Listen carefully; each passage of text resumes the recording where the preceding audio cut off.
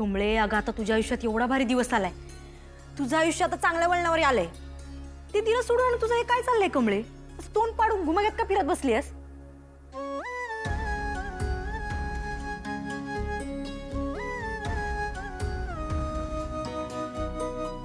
कारण मला हे लगीन करायचं नाही. काय? का नाही करायचं? अगं का काय विचारतेस?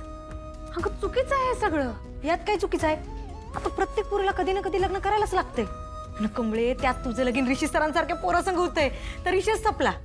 कमळे, अगं असा नवरा, असं घर मिळायला नशीब लागतंय. निंगे, तुला कळत कसं नाही ग?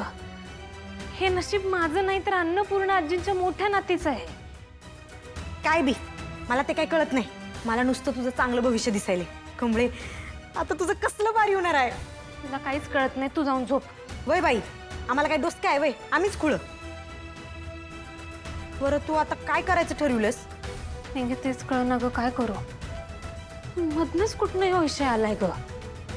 नाही, ऋषी सरांसंग मला बोलायलाच पाहिजे.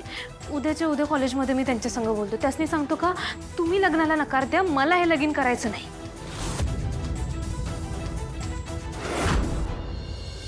मला हे लग्न नाही करायचं. हे बाबा, हे काय ताप बीप आला नाही तुला? काय बोलतोस? प्लीज. मस्करीच्या मूडमध्ये नाहीये मी. हे लग्न जर कमळीच्या मनाविरुद्ध होत असेल तर मला हे लग्न नाही करायचंय.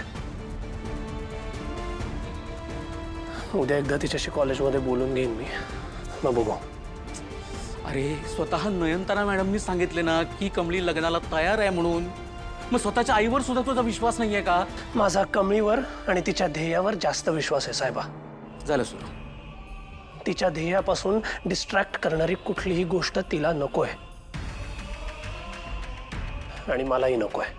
ऋषी, ही कमळी जेव्हापासून तुला भेटली आहे ना तेव्हापासून तिच्या ध्येयाची काळजी, तिच्या स्वप्नांची काळजी, तिच्या अभ्यासाची काळजी. अरे, लग्न ठरलंय तुझं तिच्याबरोबर. आता जरा बायको म्हणून विचार कर ना. साहेबा प्लीज,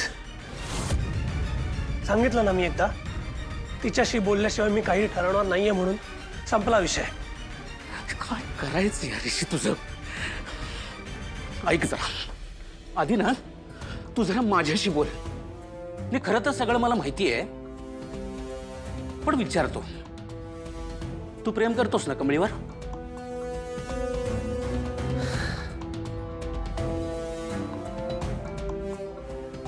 शब्दात मांडता येणार नाही इतकं प्रेम करतो तिच्यावर. मग झालं ना यार, तुझं प्रेम तुला मिळवायची संधी समोरून चालून आली आहे, मग का नकार घंटा लावतोयस? संधी साधून प्रेम मिळत नाही साहेबा. ते आत असावं लागतं.